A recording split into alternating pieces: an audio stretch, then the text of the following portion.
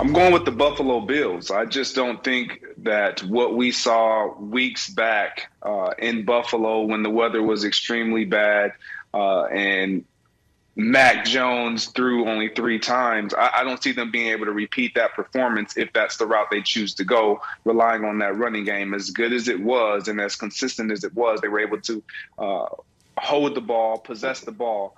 But the tail of the tape shows that the Buffalo Bills and the New England Patriots, if whoever gets it done in the second and fourth quarter, and history shows us, even over the course of this year, that that's where Bill Belichick has success. So if I'm the Buffalo Bills, they got to close the half out strong. The Buffalo Bills' tendencies are not to close the halves out strong. The New England Patriots' tendencies are and has always been to close halves out strong. And so when I look at both of these teams, Josh Allen obviously is going to be the catalyst of why the Buffalo Bills will win. He has to be great.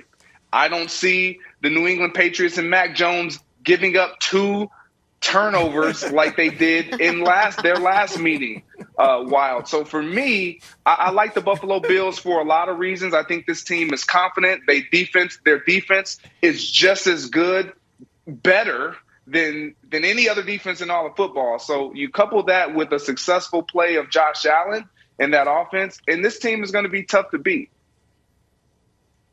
Okay, Greg, I'm sorry. We took a quick shot of me because I think our technical team wanted a shot of you breaking my heart. It was going to be, we're going to submit it to the Emmys of just watching someone really be betrayed on national television. But I understand why the Bills can win, to the point where I already put several nightmare parlays down on what I think could happen if things don't go my way as an emotional hedge. But I think it's going to go the other way, obviously. I think the Patriots win, and here's why. I think we do the exact opposite as we did earlier in Buffalo, where Mac Jones didn't throw the ball. Certainly we can run the ball, but now I think we need to throw the ball. Here's the fun stat from Dusty, Nick. Patriots are 7-2 when Mac Jones throws the ball 6 times in the first quarter. We've gotten off to a very, very slow start in our 3 losses. We were down 14-0 against the Dolphins. We were down 14-0 against the Colts. We were down 7-0 against the Bills. And I think, and this pains me to say, I think you have a small point. A small point. Like the little Tabascos that you get at a hotel breakfast. Like, oh, that's with cute. oysters? That is the size of your point. That Mac Jones may have a little bit of a confidence issue for a rookie when Bill Belichick and Josh McDaniels took the ball out of his hand. So I think airing it out a little bit in the beginning of the game would help boost him up a little bit, and then we can start rolling, start thinking about our playoff success. The flip side to that is I think they tried that against Miami, and I think his first throw of the game was a pick 6, and you're down 14-0, the game was over. So that's the flip side is you air it out early. Sometimes the balloon, swirls around the room and hits you in the face. So here's the thing. Everyone thinks, so this is actually a really hard game for me to pick. This is the hardest game of the weekend because I don't trust Josh Allen to be consistent, but the Bills are obviously the better team. They are if you trust the Patriots injury report, the Bills are the far healthier team because the Patriots up to their old tricks. Patriots have listed 13 players as questionable for this game. 13. Quarter of the roster. Just questionable. Are they going to play? Who knows? It's just nonsense. Just flouting the rules for injury designation. All of that. But there is just the devil on my shoulder that's like, are you going to back Josh Allen against Bill Belichick? Are you actually going to do that? And that scares me. But here's why I think I have to pick the Bills to win, Broussard. And we haven't done a good enough job covering this on this show because Wildes and I and we all argue about Mac Jones. The Patriots during this swoon at the end of the season, all 3 games, they needed one stop at the end to get the ball back and have a chance to win. Now, I believe they would have lost anyway because once you get the ball back, you hand it to McCorkle and he doesn't know what to do with it. But regardless, the Colts game, the Bills game, the Dolphins game. Fourth quarter, down a touchdown or less, waning moments get a stop. And what did we see? We saw Jonathan Taylor break off a run. We saw Josh Allen drive them down the field. We saw Tua Tagovailoa scramble for a first down on 3rd and 7, I think, to end those games.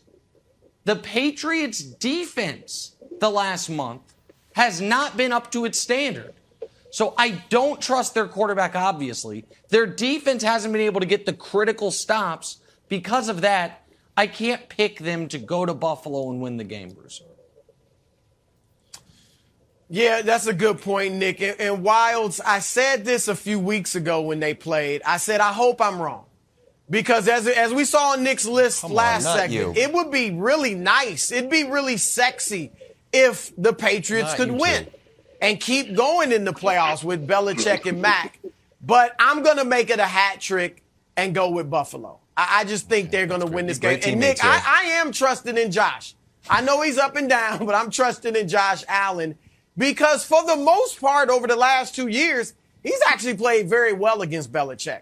2 games, he's gone for over 300 yards passing. One game, 3 touchdowns. 1 game, 4 touchdowns. No picks in either of those games. And I even think if you really look at it, considering the circumstances, I thought he had a pretty decent game in the windstorm. Just to be able to throw effectively in those conditions was impressive. What he couldn't do is push it out. Once they got in the red zone, push it into the end zone or they win that game. So I think Josh will have a good game. Devin Singletary, they've been using him more lately. He's been running well. I think their run game will give them more contributions.